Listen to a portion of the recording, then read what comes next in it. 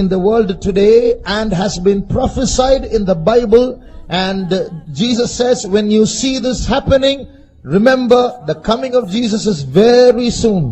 வேதத்தில் தீர்க்கதரிசனமாய் சொல்லப்பட்டதும் இப்பொழுது சம்பவித்துக் கொண்டிருக்கிறதுமான ஒரு காரியம். இதை பற்றி இயேசு சொல்லும்போது, இது சம்பவிப்பதை நீங்கள் காணும்போது உங்கள் தலைகளை உயர்த்துங்கள், ஏனென்றால் இயேசு சீக்கிரம் வருகிறார். Who will form the two factions of World War III is written in the Bible.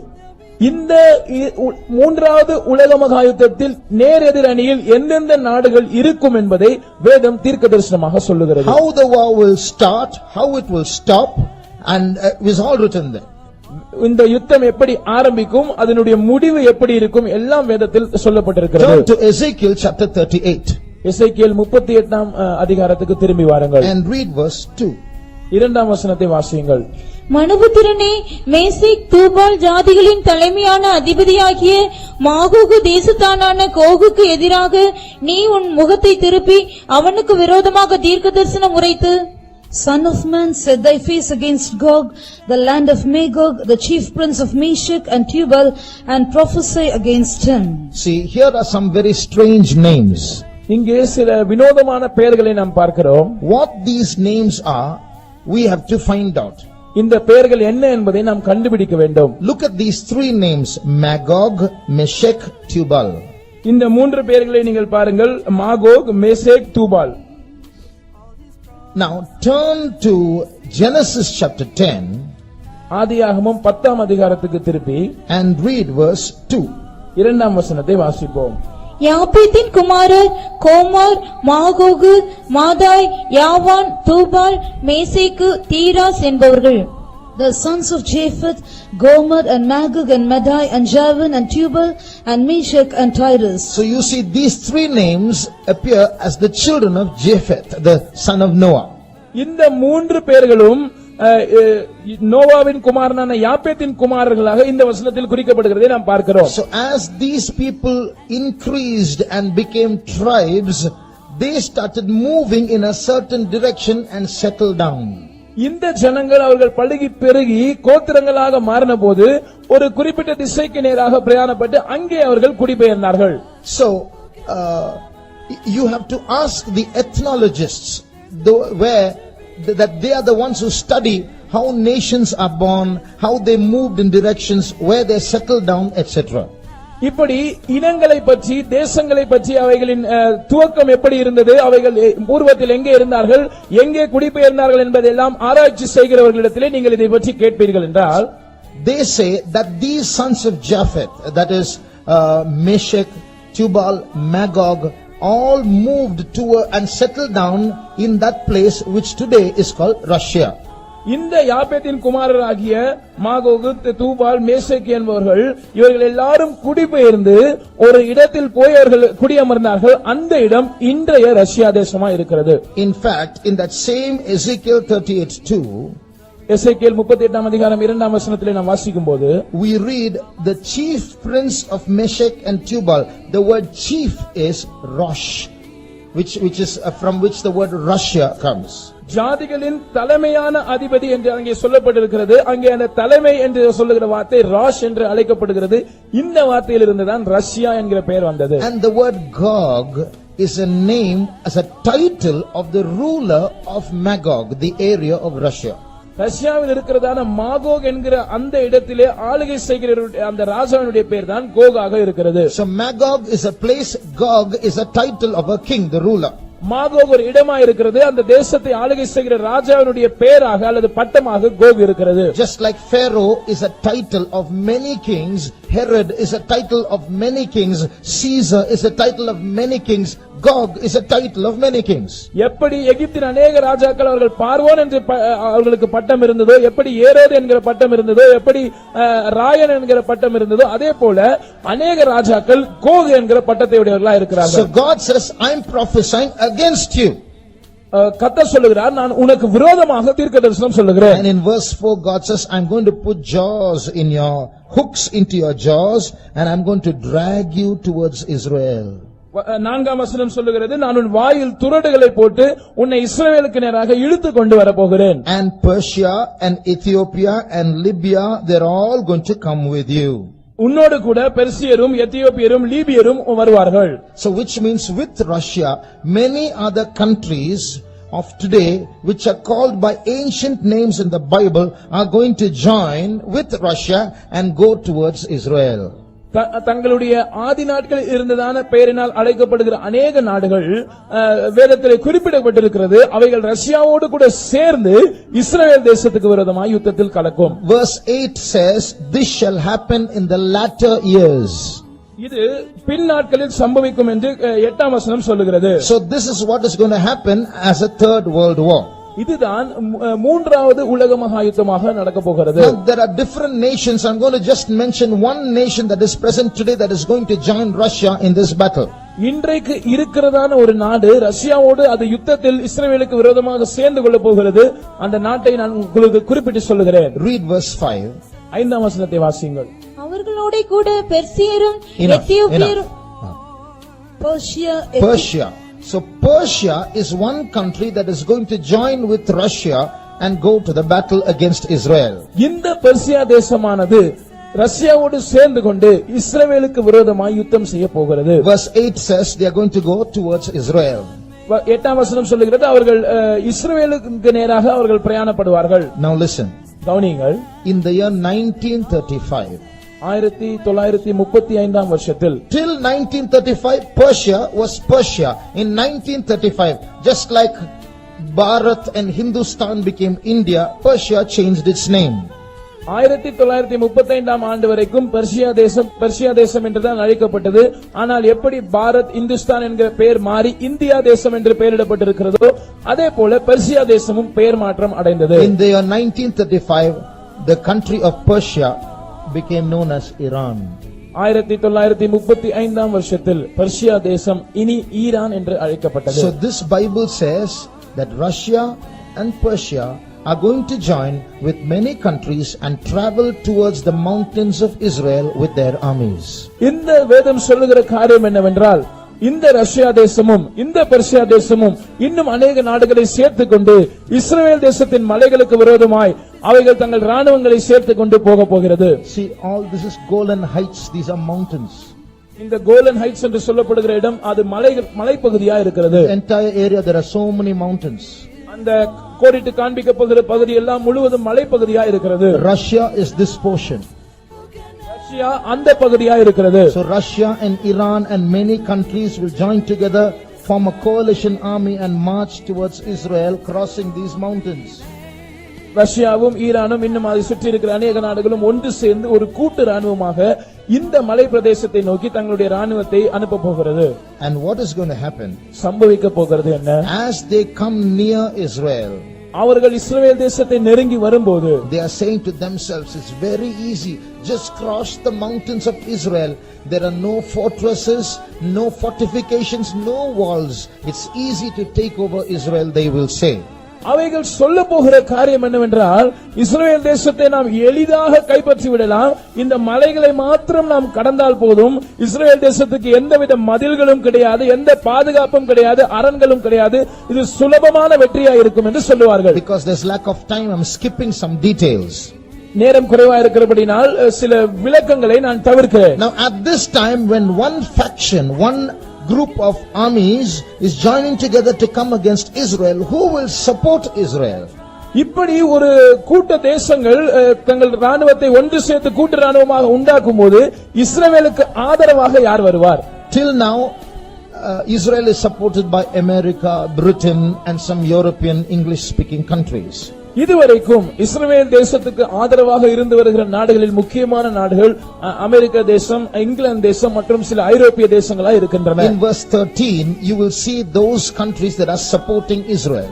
இப்பொழுது 13ஆம் வசனத்திலே இஸ்ரவேல் தேசத்துக்கு ஆதரவு கொடுக்கிற சில தேசங்களை நாம் அங்கே வாசிக்கிறோம். Sheba and Dedan refer to some Gulf countries that will support Israel. சேபா மற்றும் தேதான் தேசங்கள் சில வளைகுடா நாடுகளை குறிக்கின்றன. இவைகள் இஸ்ரவேலுக்கு ஆதரவாய் இருக்கும். And then we read of the merchants of Tarshish. அதற்கு பிற்பாடு தர்ஷீஷின் வர்த்தகரை குறித்து நாம் வாசிக்கிறோம். Which place is Tarshish? Tarshish என்பது எந்த இடம்?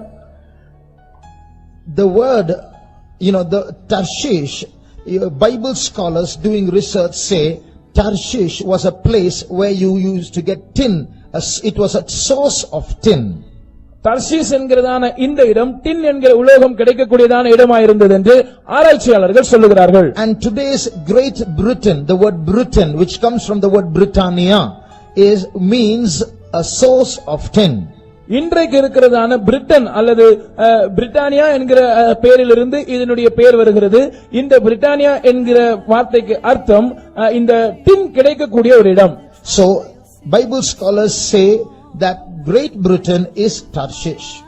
வேத அறிஞர்கள் சொல்லுகிறார்கள் இந்த கிரேட் பிரிட்டன் நாடுதான் அது தர்ஷீஷா இருக்கிறது. So here in this verse in Ezekiel chapter 38 and verse 13 we read that Tarshish and the young lions thereof. இங்கே இந்த 38ஆம் அதிகாரத்தின் 13ஆம் வசனத்திலே நாம் வாசிக்கிறோம் தர்ஷீஷின் வர்த்தகரும் அதனுடைய பாலசிங்கங்களும். What is that? அதன் அர்த்தம் என்ன? Great Britain is that place where you see the English speaking countries.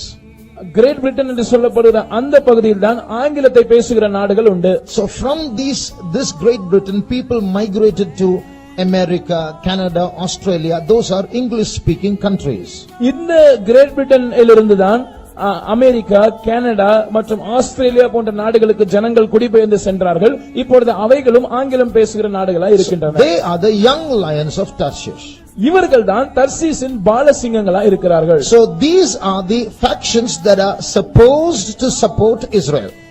இவைகள் தான் இஸ்ரவேல் தேசத்துக்கு ஆதரவு கொடுக்க வேண்டியவைகளாய் இருக்கிறதான கூட்டங்கள். But very sad. ஆனால் துக்கமான விஷயம், when Russia and Iran and those countries are taking their armies towards Israel. ரஷ்யாவும் ஈரானும் அதனுடைய கூட்டு நாடுகளும் தங்களுடைய ராணுவத்தை இஸ்ரவேல் தேசத்தை நோக்கி செலுத்தும்போது America and Britain will not take their armies to support Israel because they know it's going to be a terrible loss if we go and lend our hand to support Israel. அமெரிக்காவும் great Britain நாடும் ஒருபோதும் தங்களுடைய ராணுவத்தை இஸ்ரவேலுக்கு உதவியாக அனுப்பாது. ஏனென்றால் அவர்களுக்கு நன்றாக தெரியும் நாம் இஸ்ரவேல் தேசத்துக்கு உதவிக்கரம் நீட்டினால் அது மிக பயங்கரமான ஒரு சேதத்தை விளைவிக்கும். So they will only offer verbal support, verbal resistance, not literal resistance. எனவே அவர்கள் எழுத்தின்படியாய் இந்த கூட்டு நாடுகளை எதிர்க்க மாட்டார்கள், வாய்மொழியில் தங்களுடைய எதிர்ப்பை தெரிவிப்பார்கள், அவ்வளவுதான். Read verse 13. 13ஆம் வசனத்தை வாசியுங்கள். சேபா தேசத்தாரும் தேதான் தேசத்தாரும் தர்சீசின் வர்த்தகரும் அதனுடைய பாலசிங்கங்களான அனைவரும் உன்னை நோக்கி நீ கொள்ளையிட அல்லவோ வருகிறாய் என்றும் நீ சூறையாடி வெள்ளியையும் பொன்னையும் ஆஸ்தியையும் எடுத்துக் கொள்ளுகிறதற்கும் ஆடுகளையும் மாடுகளையும் பிடிக்கிறதற்கும் மிகவும் கொள்ளையிடுகிறதற்கும் அல்லவோ உன்னுடைய கூட்டத்தை கூட்டினாய் என்றும் சொல்லுவார்கள். Sheba and Dedan and the merchants of Tarshish with all the young lions thereof shall say unto thee, art thou come to take a spoil? Hast thou gathered thy company to take a prey, to carry away silver and gold, to take away cattle and goods, to take a great spoil? So their resistance is only going to be in words. Their leaders will say, no, you should not do that. We oppose it and we resist it. But they will do nothing about it. இந்த நாடுகளின் தலைவர்கள் இவர்கள் தங்கள் எதிர்ப்பை வாய்மொழியில் மாத்திரமே தெரிவிப்பார்கள். நீங்கள் அப்படி எல்லாம் செய்யக்கூடாது, நாங்கள் இதற்கு கடுமையான எதிர்ப்பு தெரிவிப்போம் என்றெல்லாம் அறிக்கை வெளியிடுவார்கள், அவ்வளவுதான், வேற எதுவும் செய்ய மாட்டார்கள். So what is happening? Poor Israel is caught alone. எனவே சம்பவிக்கிற காரியம் என்னவென்றால் பாவப்பட்ட இந்த இஸ்ரவேல் தேசம் தனியாக அகப்பட்டுக் கொண்டது. Now they are going to be destroyed. இப்பொழுது அவர்கள் அழிக்கப்பட போகிறார்கள். At this time what happens? இந்த நேரத்தில் சம்பவிக்கிறது என்ன? From Russia, from Iran, they will come down and go towards Israel. ரஷ்யாவிலிருந்தும் ஈரானிலிருந்தும் அவர்கள் ஒன்று சேர்ந்து இஸ்ரவேல் தேசத்தை நோக்கி பிரயாணப்படுவார்கள். And they will climb up those mountains. இந்த மலை பிரதேசங்களில் அவர்கள் ஏறுவார்கள். And they say, now we are going to finish Israel forever. இப்பொழுது அவர்கள் சொல்லுவார்கள், இப்பொழுது ஒரேடியாக இஸ்ரவேல் தேசத்தை நாங்கள் தொலைத்து போட போகிறோம். At that time when nobody is coming to help Israel, இந்த நேரத்தில் ஒருவருமே இஸ்ரவேலின் உதவிக்கு வராமல் இருக்கும்போது, remember in the beginning we read a key verse.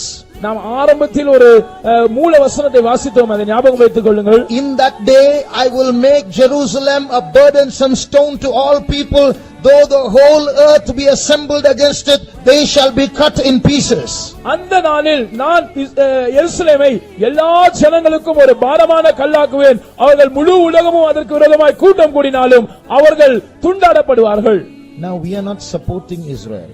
நாம் இஸ்ரவேல் தேசத்தை ஆதரிக்கிறதில்லை. But we are happy because it has a spiritual application in our life. நம்முடைய சந்தோஷம் என்னவென்றால் இதற்கு ஒரு ஆவிக்குரிய கருத்து இருக்கிறது. It's because we are spiritual Jerusalem, and just like the Lord defends the literal Jerusalem, He is going to defend us.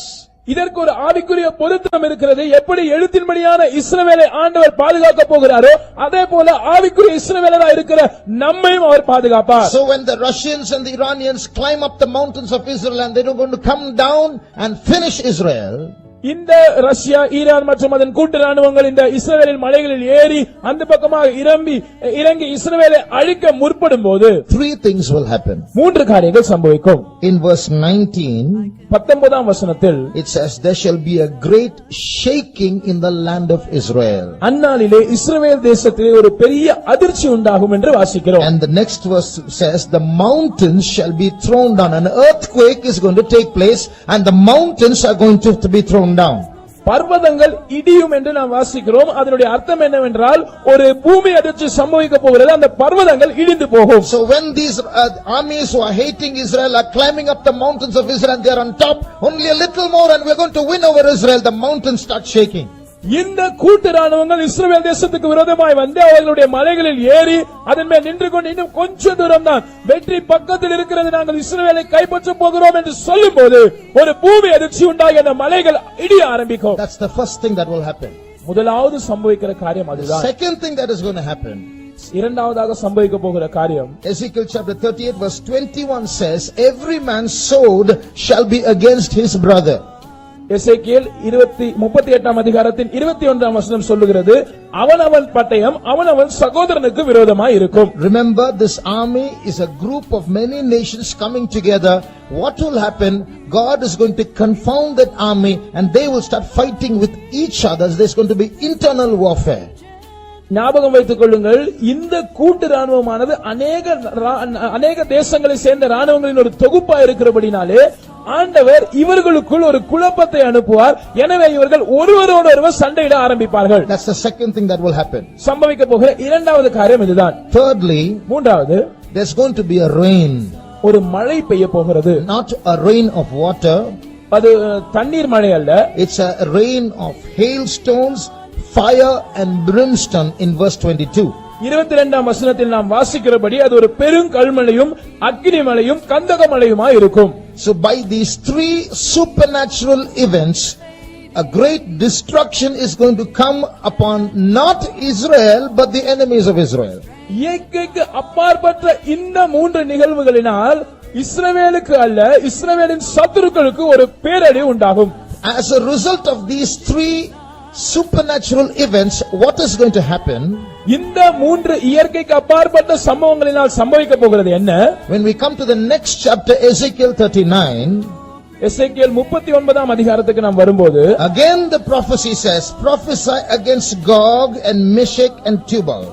மறுபடியும் தீர்க்கதரிசனம் சொல்லுகிறது, நீ கோகுக்கு விரோதமாக மேசேக் தூபால் என்பவர்களுக்கு விரோதமாக தீர்க்கதரிசனம் சொல்லு. Read verse 2. 2 வசனத்தை வாசிப்போம். நான் உன்னை திருப்பி உன்னை 6 துறடுகளால் இழுத்து உன்னை வடபுறங்களிலிருந்து எழும்பவும் இஸ்ரவேல் மலைகளில் வரவும் பண்ணி. Read verse 3 and 4 also. உன் வில்லை உன் இடது கையிலிருந்து தட்டிவிட்டு உன் அம்புகளை உன் வலது கையிலிருந்து விழப்பண்ணுவேன். நீயும் உன் எல்லா ராணுவங்களும் உன்னோடு இருக்கிற ஜனங்களும் இஸ்ரவேல் மலைகளில் விழுவீர்கள். உராஞ்சுகிற there's no time, we'll see in Tamil alone. What is written here? இங்கே என்ன சொல்லப்பட்டிருக்கிறது? God is telling the enemies of Israel, I will smite your bow out of your left hand and throw down your arrow from your right hand and make you empty-handed. நான் உன் வில்லை உன் இடது கையிலிருந்து தட்டிவிட்டு உன் அம்புகளை உன் வலது கையிலிருந்து விழப்பண்ணி உன்னை ஆயுதம் இல்லாமல் வெறுங்கையாக மாற்றி, and you and your armies are going to fall upon the mountains of Israel. நீயும் உன் எல்லா ராணுவங்களும் உன்னோடு இருக்கிற ஜனங்களும் இஸ்ரவேல் மலையிலே விழப்போகிறீர்கள். And verse 2 says, only a 6th part of you will remain. 2 வசனம் சொல்லுகிறது, உங்களில் 1/6 ஒரு பங்கு தான் மீதியா இருப்பீர்கள். Which means 5/6 of the army of the enemies of Israel are going to be destroyed not by war but by natural calamities. இதனுடைய அர்த்தம் என்னவென்றால், and internal war. இதனுடைய அர்த்தம் என்னவென்றால், இஸ்ரவேல் தேசத்துக்கு விரோதமாய் வருகிறதான இந்த ராணுவத்தில் ஆறில் 5 பகுதி ஜனங்கள் இந்த யுத்தத்தினால் அல்ல, அவர்களுக்குள் சம்பவிக்க போகிற உள்கலகத்தினாலும் இந்த இயற்கை பேரழிவுகளினாலும் அழிக்கப்படுவார்கள். So what is going to happen? என்ன நடக்க போகிறது? The third world war is about to start and the armies are destroyed so much. Only 1/6 is left. மூன்றாவது உலக மகா யுத்தம் இனிதான் துவங்குவதாக இருக்கிறது. ஆனால் அதற்குள்ளாக ஒரு ராணுவத்தின் பெரும் பகுதி, 5 பகுதி அழிக்கப்பட்டது. ஒரு சின்ன பகுதி தான் மீந்திருக்கிறது. So when this 1/6 itself is a big number, they are going to decide whether to fight against Israel or not. இந்த 6 ஒரு பகுதியா இருந்து மீதியா இருக்கிறவர்களே ஒரு பெரிய கூட்டமா இருப்பார்கள். அவர்கள் ஒன்று சேர்ந்து இஸ்ரவேலுக்கு விரோதமாக யுத்தம் பண்ணுவதா வேண்டாமா என்று முடிவு செய்வார்கள். At that time, அந்த நேரத்தில் from the European Union, ஐரோப்பிய யூனியனில் இருந்து, as I told you yesterday, a little horn will come up. நான் நேற்றைக்கு சொன்னது போல ஒரு சின்ன கொம்பு முளைத்தெழும்பும். He is going to be the leader of the European Union. He will come and he will command peace between these two factions and he will bring about a beautiful solution and how to create peace. அவன் ஐரோப்பிய ஐக்கிய நாடுகளின் தலைவனாயிருப்பான். அவன் இந்த ஐரோப்பிய ஐக்கிய நாடுகளின் மத்தியிலிருந்து முளைத்தெழும்பி இந்த பிரச்சனைக்கு சுமூகமாக தீர்வு காண்பது எப்படி என்று சொல்லி ஒரு சமாதான உடன்படிக்கையை முன்வைப்பான். அது மிகவும் ஆச்சரியப்படக்கூடியதா இருக்கும். So in the Temple Mount area where there is a friction about the mosque and about Solomon's temple being rebuilt, he will give a peaceful solution. இந்த தேவாலயம் இருக்கிற அந்த மலைப்பகுதியிலே இப்பொழுது சாலமோனின் ஆலயம் திரும்பவும் கட்டப்படுவதா என்ற ஒரு சர்ச்சை இருக்கிற அந்த இடத்திலே, இப்பொழுது மசூதி இருக்கிற அந்த இடத்திலே 2 கூட்டத்தாருக்கும் இடையே அவன் ஒரு சமரச உடன்படிக்கையை முன்வைப்பான். Everybody will be happy. எல்லாரும் அப்பொழுது மிகவும் திருப்தியாய் சந்தோஷமாய் இருப்பார்கள். Because this man has commanded a solution and stopped a great world war which could have destroyed crores and crores of people. ஏனென்றால் இந்த மனிதன் அவன் ஒரு மிக சிறந்த சமாதான உடன்படிக்கையை முன்வைத்ததின் மூலமாக ஒரு பெரிய உலக போரை தவிர்த்து விட்டான். எத்தனையோ கோடிக்கணக்கான ஜனங்களை காப்பாற்றி விட்டான், சமாதானத்தை உண்டு பண்ணிவிட்டான் என்று சொல்லுவார்கள். And that's how this man comes to power. Everybody will elect him as the world leader. இப்படித்தான் இந்த நபர் அவன் அதிகாரத்துக்கு வரும்